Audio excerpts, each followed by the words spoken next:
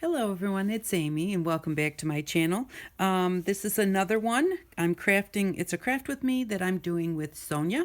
So she made this really cool little book and I thought I just want to do that. It's a whatever you want to do kind of book.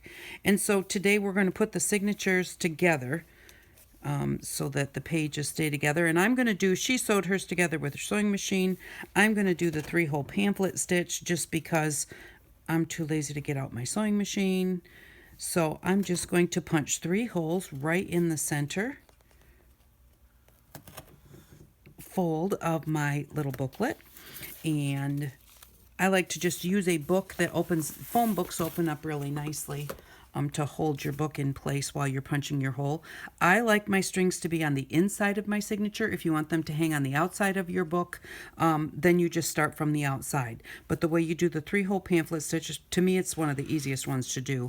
You just go right straight down through the middle, and then it does not matter if you come through the top or the bottom, but you just go through the top or the bottom, back up into the book. And I let it move. And that happens, so you just have to go with it. Just find the holes. There we go. Gonna press that together.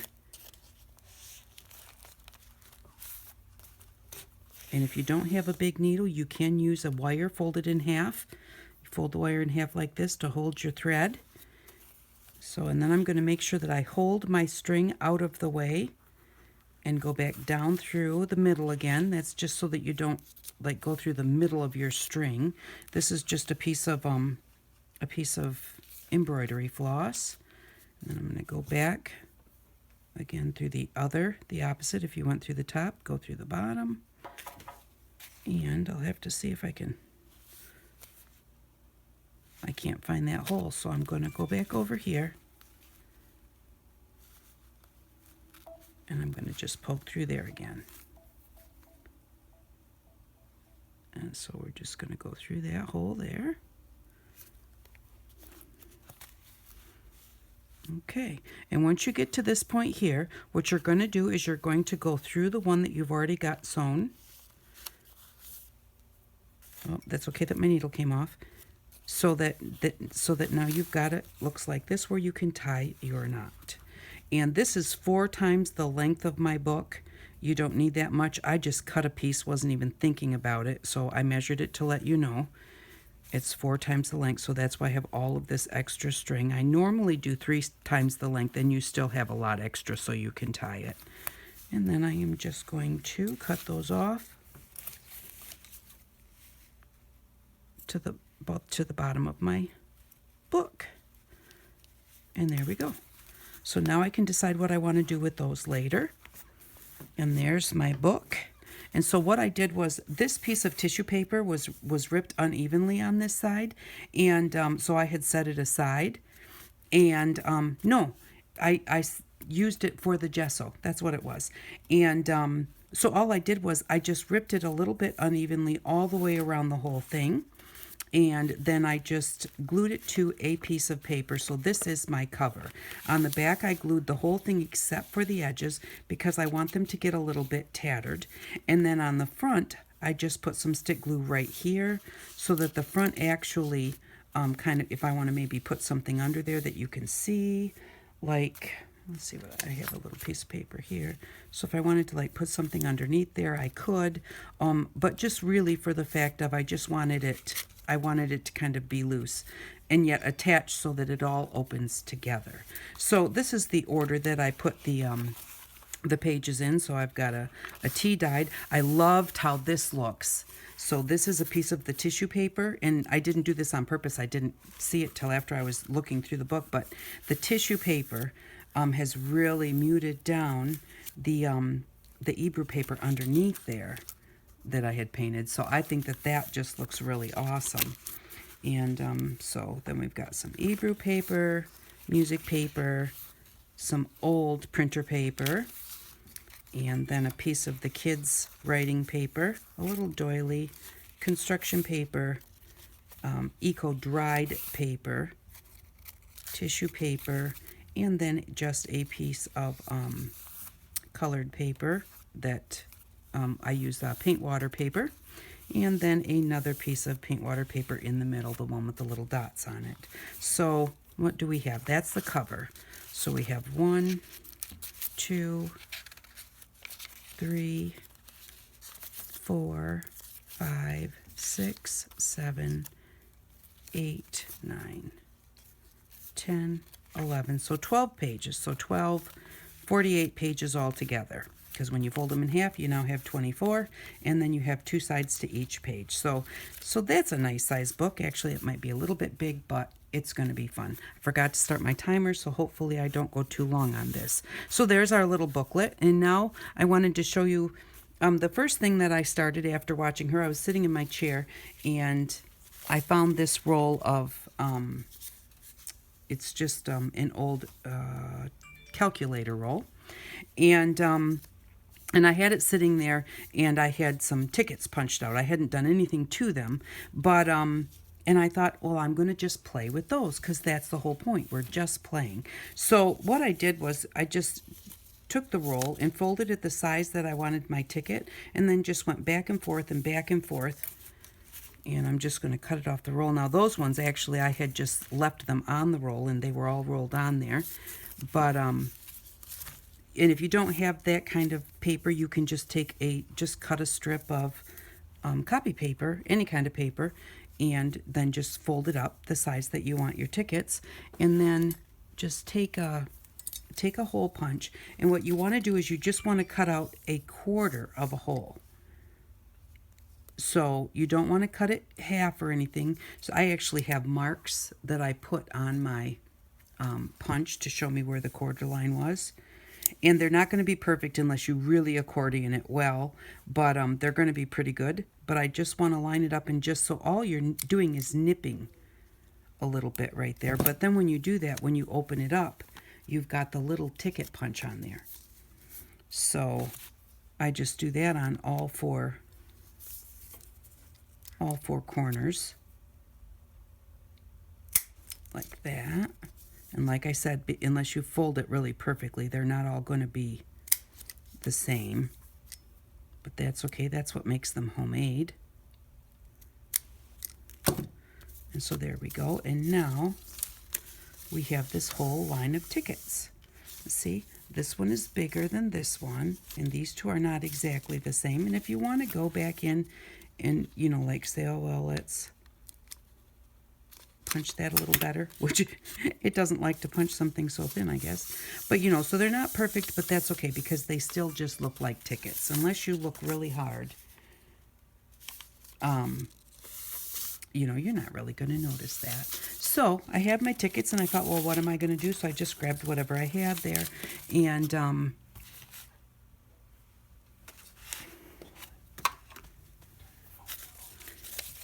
so I have some, what is this one? Some vintage photo. And so I'm just going to kind of, I don't want this to be bright white. And so I just went along, and I didn't just, you know, cover the whole thing. I just went ahead and just kind of put it wherever. Like that, down the whole thing. And then what I did was I used some of, this is frayed burlap. So this one is quite a dark. And then just use that to edge. And not in any perfect way, because I just kind of wanted them to look old and tatty. And you can do that however you wish. And then when you get to this point, then I would just go like that. And then the other way to make them like tickets that you can tear apart,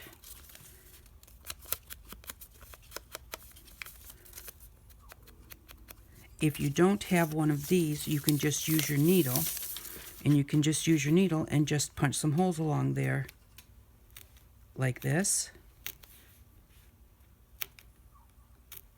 and that will make it so it's perforated so that you can tear them apart like tickets.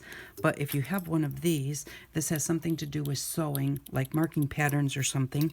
Don't really know what it is. I got it out of my mom's sewing stuff, and then just put something behind so that you have something to kind of, you want something a little bit soft behind so this can push through the paper, and then just run it right up and along that paper, and then you get that kind of a perforated line. So either way, you get a perforated line. This one here is just easier to do, and actually I usually do it with a ruler. And I know that sounds silly, but if your lines are all crooked, it doesn't look as much like a ticket, although I'm doing really pretty good here. And then, just that's how fast you can do that, and that really makes them look even more like tickets. So once you get your tickets, your backgrounds and everything done, then you have to decide how to decorate it. So I'm going to just show you the ones that I did the other night. And what I did was I just kind of did a repeat pattern. So I have one of these little, this is just a little number stamp, and like an office stamp, and I just picked a number, and then I did go ahead, this is 07745, 07744. I did go ahead and change the last number as I went through, and so that all the tickets, and I did it on both ends. And so this one, I used one of my homemade stamps and put it on there, and then, or, like a postage stamp, and then I put a little stamp that I had, just a clear stamp. And then this one, this is just a little roller stamp that I rolled across and put just a little bit of washi tape on there. And then I have this one, which is some gold paper here, and I think somebody sent me these in a Happy Meal once. I don't know what they come from, but like a candy or something like that. And I have a whole stack of them, so I just ripped off a piece of this and then put it across here, and then I put a piece of muslin across this way, and then I just have this old dictionary, and if you just go through your old dictionaries, you can just find a picture in there. And well, I've ripped out a lot of the pictures already, but you can just find a picture in there and then rip the picture out and use that as a little focal point. And I did put a little bit of the frayed burlap around the edge of that and glued that on there. And then I just repeated it again, one of my homemade postage stamps, and then the stamp with the washi tape, and then the 3 layers. Oh, and also on this one, I used a little bit of gold paint. I got this at a craft outlet. It's a Kiriana Cute. I don't know what it is, but they had it really super cheap. You do have to make sure that you shake it first. But and then I just went ahead and just put just a little bit of this gold on here, and then just patted it around because that's the one that had the gold paper on it. So I thought that would look cute with it. So these are the tickets that I've made. And they don't look like a ticket that says tickets, but they're fun, and they can be then ripped apart and used as embellishments in my little book. And to show you really quickly how to do the postage stamp, and I do have a video on how to make the postage stamps, how to make a template to make them easier, but I just went ahead, and again, I used a roll of this, and then just went ahead and decided what size they were going to be, and then just went ahead and rolled it like this all the way down. Cut a picture that was just a little bit smaller than that.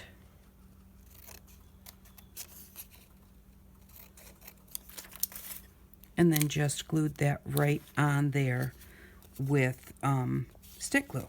So that's how you can make your own postage stamps. And again, if you don't have one of these rolls, you can just cut a thin strip of your regular copy paper, and you can use your ruler to cut a strip of copy, your strips of copy paper, and then your paper would be as wide as your ruler. So then when you went this way, your postage stamps would be exactly square without having to figure out about where square would be. So that's as far as we're going to get today. So I hope that you enjoyed this video. I'm having fun just playing along and getting some things, put together.